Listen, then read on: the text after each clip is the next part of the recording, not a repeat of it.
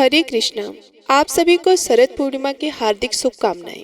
हिंदू धर्म में शारदीय नवरात्रि के समाप्त होने के बाद आने वाली पूर्णिमा को शरद पूर्णिमा कहा जाता है और इस दिन किए जाने वाले व्रत को कमदी व्रत के नाम से भी जाना जाता है। हिंदू पंचांग के अनुसार अश्विन माह में ही शरद पूर्णिमा की तिथि आती है। इसे राज पूर्णिमा और कोगर पूर्णिमा के नाम से भी जाना जाता है।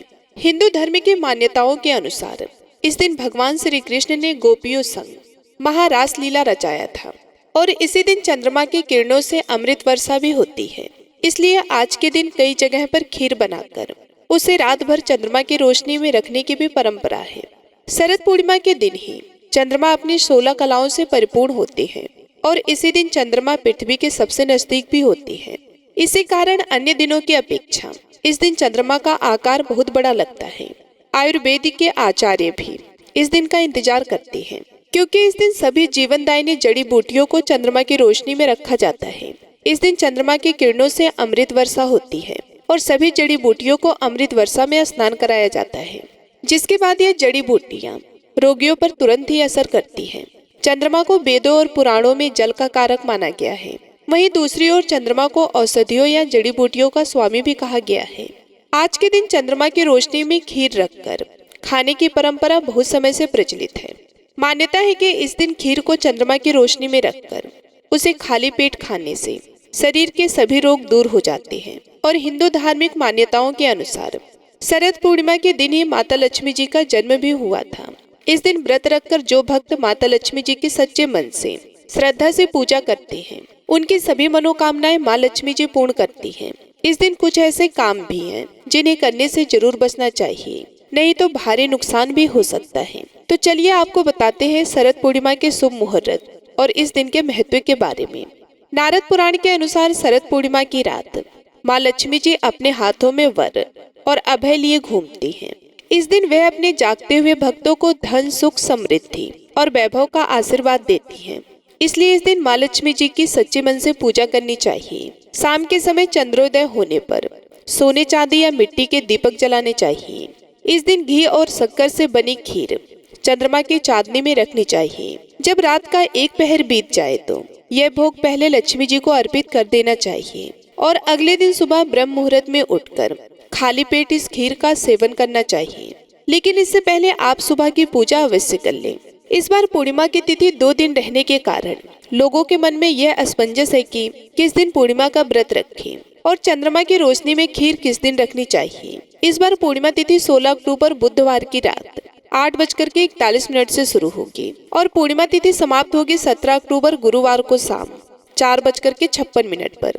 क्योंकि पूर्णिमा तिथि बुधवार को शुरू हो रही है लेकिन रात के समय से शुरू होगी, ऐसे में पूर्णिमा का जो व्रत स्नान दान है वे बुधवार को तो नहीं किया जाएगा, लेकिन बुधवार की रात आप 8:40 के बाद से, यानी जिस दिन से पूर्णिमा तिथि प्रारंभ होगी उसके बाद से चंद्रमा की रोशनी में खीर रख सकते हैं। वैसे तो खीर को रात भर रखा जाता है, लेकिन किसी कारण से रात भर रखना संभव ना हो तो आप आधा या 1 घंटा कम से कम चंद्रमा की रोशनी में खीर रखें और उसके बाद अगले दिन प्रसाद रूप में ग्रहण कर लें।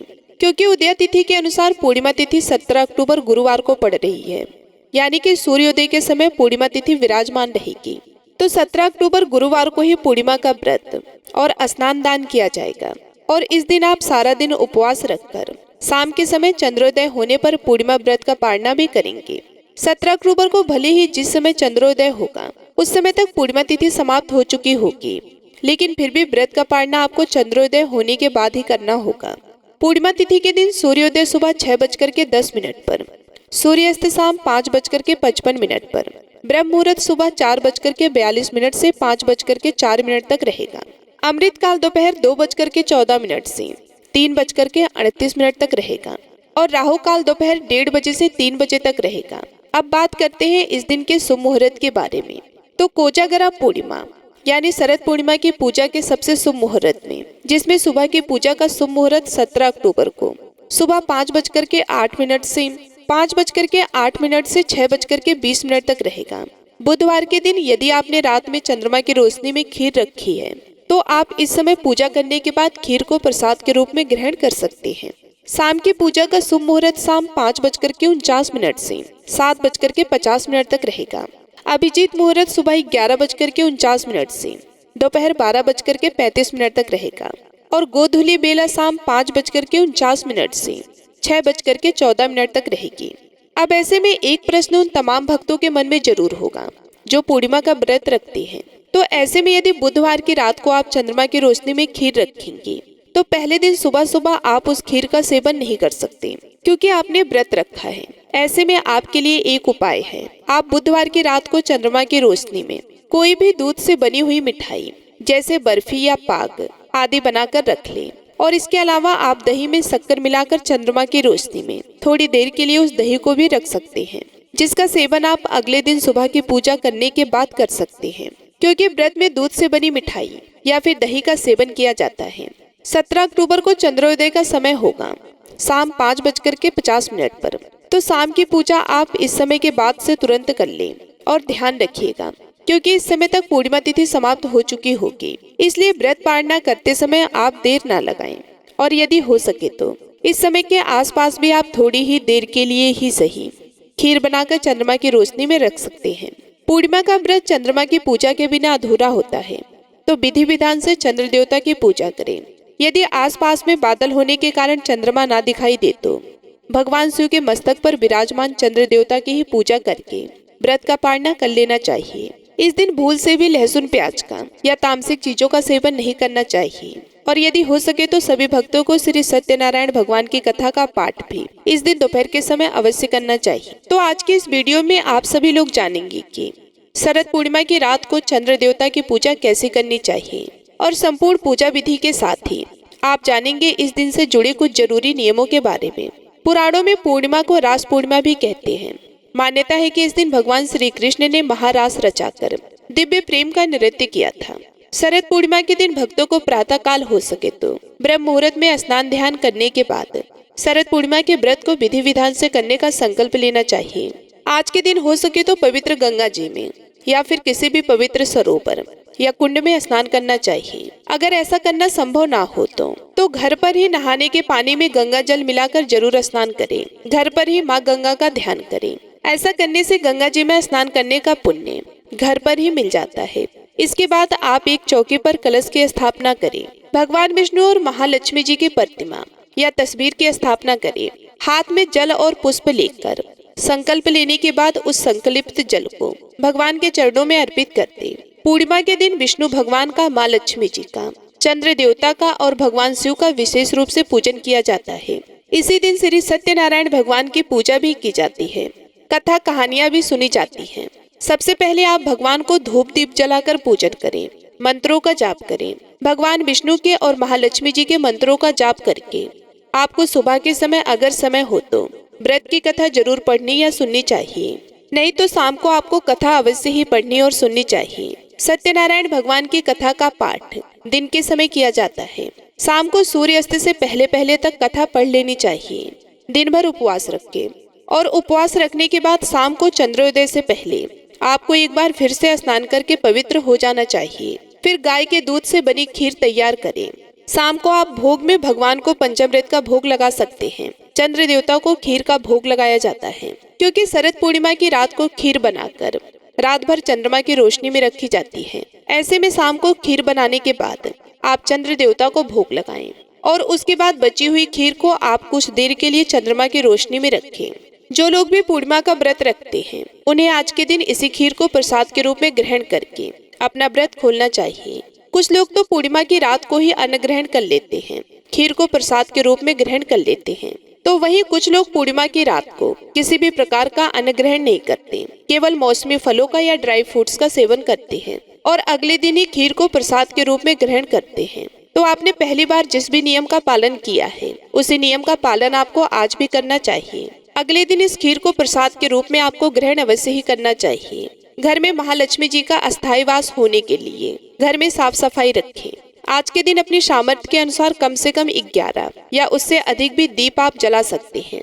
आज के दिन आपके घर में अंधेरा नहीं होना चाहिए, तो रात के समय आप अंधेरी सुनसान जगह में, आसपास मंदिरों में, अपने घर के मुख्य द्वार पर पवित्र पौधे के नीचे तुलसी जी में एक दीपक अवश्य जलाएं।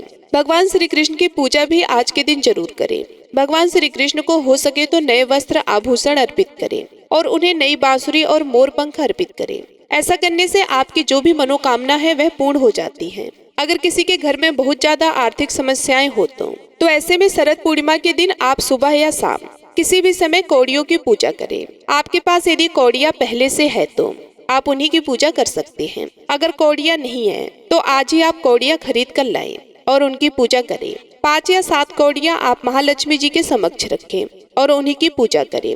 फिर उन कौड़ियों को आप लाल कपड़े में बांधकर अपने घर में तिजोरी में रखें।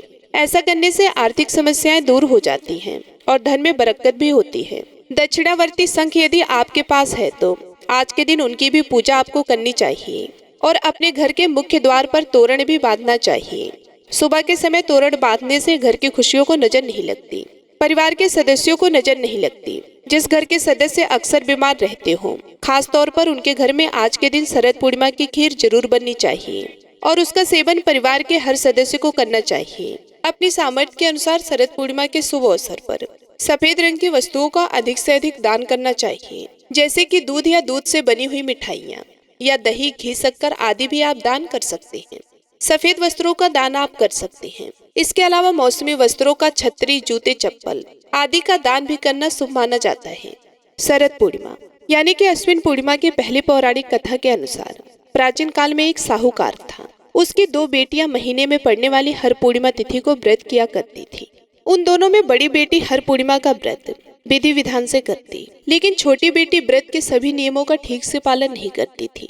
साहूकार की दोनों बेटियां समय के साथ धीरे धीरे बड़ी होने लगी और उनका विवाह हो गया। बड़ी बेटी के घर पर सही समय पर एक स्वस्थ संतान का जन्म हुआ। छोटी बेटी को भी संतान हुई, लेकिन दुर्भाग्यवश उसकी छोटी बेटी की संतान होने के तुरंत बाद ही उसकी मृत्यु हो जाती थी। जब छोटी बेटी के साथ ऐसा 2 से 3 बार हुआ तो उसने एक दिन एक ब्राह्मण को बुलाकर अपनी सारी व्यथा सुनाई और उसका कोई उपाय बताने के लिए भी कहा। उसकी सारी बात सुनकर और कुछ प्रश्न पूछने के बाद ब्राह्मण ने उससे कहा कि तुम पूर्णिमा का अधूरा व्रत करती हो, इस कारण तुम्हें व्रत का पूरा फल प्राप्त नहीं हो रहा और तुम्हें अधूरे व्रत का दोष भी लग रहा है। ब्राह्मण की बात सुनकर छोटी बेटी ने पूर्णिमा का व्रत पूरे विधि विधान से करने का निश्चय किया। अश्विन पूर्णिमा आने से पहले ही साहूकार की छोटी बेटी ने इस बार एक बेटे को जन्म दिया, लेकिन उसकी भी इस बार तुरंत मृत्यु हो गई। इस पर उसने अपने बेटे के शव को एक चौकी पर रखकर उसे एक कपड़े से ढक दिया। जब उसकी बड़ी बहन आई तो उसने उसी पीढ़ी पर बैठने को कहा जिस पर उसने अपने मृत बालक का शव रखा था। बड़ी बहन जैसे ही उस पर बैठने को हुई तभी उसका घाघरा उस बच्चे को छू गया। घाघरा छूते ही वह मृत बालक जीवित हो गया और रोने लगा।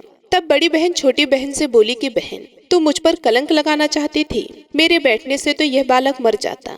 तब छोटी बहन बोली, बहन मैं क्या बताऊं, ये तो पहले से ही मृत था, वे तो तेरी पुण्य से जीवित हुआ है, तेरे भाग्य से इसका पुनर्जीवन हुआ है। बच्चे की रोने की आवाज सुनकर छोटी बहन बहुत खुश हुई। तब उसने अपनी बड़ी बहन से कहा कि बहन, तुम तो पूर्णिमा का पूरा व्रत करती थी और मैं अधूरा व्रत किया करती थी, इसलिए तुम्हारे ऊपर तो हमेशा भगवान की कृपा हुई और मैं हमेशा अधूरा ही व्रत करती थी, इसलिए मुझे दोष लगा और संतान जीवित नहीं रहती थी। आज तुम्हारे भाग्य से मेरी संतान भी जीवित हो गई। तब उस छोटी बहन ने पूरे गांव में ढिढोरा पिटवा दिया कि जो कोई भी पूर्णिमा का व्रत करे वे पूरा व्रत करे, कोई भी अधूरा व्रत ना करे। इसके बाद से छोटी बहन ने भी शरद पूर्णिमा से ही विधि विधान से सभी नियमों का पालन करते हुए यह व्रत प्रारंभ कर दिया, जिसके पुण्य प्रभाव से उसके बालक दीर्घायु होते। अब आइए जान लेते हैं शरद पूर्णिमा के शुभ मुहूर्तों के बारे में। क्योंकि उदय तिथि के अनुसार पूर्णिमा तिथि 17 अक्टूबर गुरुवार को पड़ रही है, यानी कि सूर्योदय के समय पूर्णिमा तिथि विराजमान रहेगी, तो 17 अक्टूबर गुरुवार को ही पूर्णिमा का व्रत और स्नान दान किया जाएगा। और इस दिन आप सारा दिन उपवास रखकर शाम के समय चंद्रोदय होने पर पूर्णिमा व्रत का पालना भी करेंगे। 17 अक्टूबर को भले ही जिस समय चंद्रोदय होगा उस समय तक पूर्णिमा तिथि समाप्त हो चुकी होगी, लेकिन फिर भी व्रत का पालना आपको चंद्रोदय होने के बाद ही करना होगा। पूर्णिमा तिथि के दिन सूर्योदय सुबह 6:10 पर, सूर्यास्त शाम 5:55 पर, ब्रह्म मुहूर्त सुबह 4:42 से 5:04 तक रहेगा। अमृत काल दोपहर 2:14 से 3:38 तक रहेगा और राहु काल दोपहर 1:30 बजे से 3 बजे तक रहेगा। अब बात करते हैं इस दिन के शुभ मुहूर्त के बारे में। तो कोजागरा पूर्णिमा यानी शरद पूर्णिमा की पूजा के सबसे शुभ मुहूर्त में, जिसमें सुबह की पूजा का शुभ मुहूर्त 17 अक्टूबर को सुबह 5:08 से 5:08 से 6:20 तक रहेगा। बुधवार के दिन यदि आपने रात में चंद्रमा की रोशनी में खीर रखी है तो आप इस समय पूजा करने के बाद खीर को प्रसाद के रूप में ग्रहण कर सकते हैं। शाम की पूजा का शुभ मुहूर्त शाम 5:49 से 7:50 तक रहेगा। अभिजीत मुहूर्त सुबह 11:49 से दोपहर 12:35 तक रहेगा और गोधूली बेला शाम 5:49 से 6:14 तक रहेगी। अब ऐसे में एक प्रश्न उन तमाम भक्तों के मन में जरूर होगा जो पूर्णिमा का व्रत रखते हैं। तो ऐसे में यदि बुधवार की रात को आप चंद्रमा की रोशनी में खीर रखेंगे तो पहले दिन सुबह सुबह आप उस खीर का सेवन नहीं कर सकते क्योंकि आपने व्रत रखा है। ऐसे में आपके लिए एक उपाय है, आप बुधवार की रात को चंद्रमा की रोशनी में कोई भी दूध से बनी हुई मिठाई जैसे बर्फी या पाग आदि बनाकर रख लें और इसके अलावा आप दही में शक्कर मिलाकर चंद्रमा की रोशनी में थोड़ी देर के लिए उस दही को भी रख सकते हैं, जिसका सेवन आप अगले दिन सुबह की पूजा करने के बाद कर सकते हैं क्योंकि व्रत में दूध से बनी मिठाई या फिर दही का सेवन किया जाता है। 17 अक्टूबर को चंद्रोदय का समय होगा शाम 5:50 पर, तो शाम की पूजा आप इस समय के बाद से तुरंत कर लें और ध्यान रखिएगा क्योंकि इस समय तक पूर्णिमा तिथि समाप्त हो चुकी होगी, इसलिए व्रत पालना करते समय आप देर ना लगाएं और यदि हो सके तो इस समय के आसपास भी आप थोड़ी ही देर के लिए ही सही खीर बनाकर चंद्रमा की रोशनी में रख सकते हैं। पूर्णिमा का व्रत चंद्रमा की पूजा के बिना अधूरा होता है, तो विधि विधान से चंद्र देवता की पूजा करें। यदि आसपास में बादल होने के कारण चंद्रमा ना दिखाई दे तो भगवान शिव के मस्तक पर विराजमान चंद्र देवता की ही पूजा करके व्रत का पालना कर लेना चाहिए। इस दिन भूल से भी लहसुन प्याज का या तामसिक चीजों का सेवन नहीं करना चाहिए और यदि हो सके तो सभी भक्तों को श्री सत्यनारायण भगवान की कथा का पाठ भी इस दिन दोपहर के समय अवश्य करना चाहिए। तो ये थी आज की वीडियो।